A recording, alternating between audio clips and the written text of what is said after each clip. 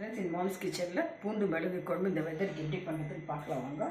அதுக்கு தேவையான பொருட்கள் இது வந்து ட்ரை ரோஸ்ட்டுக்குங்க. கருவேப்பிலை, வெந்தயம், சீரகம், மிளகு, 2 காஞ்ச மிளகு, தனியாக இது ட்ரை பண்ணிக்கலாங்க.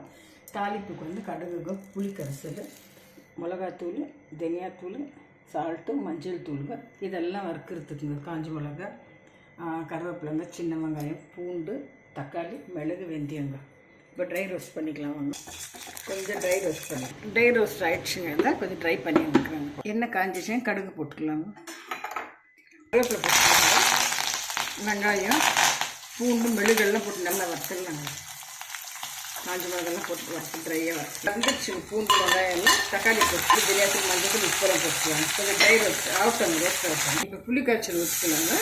அதாலும் ட்ரை ரோஸ்ட்டாக போட்டுக்கலாங்க. ஒரு 5 நிமிஷம் கொதிக்க வச்சுக்கலாங்க. பூண்டு மிளகு குழம்பு ரெடி ஆகிடுச்சுங்க. ரொம்ப டேஸ்ட்டாக இருக்கும்.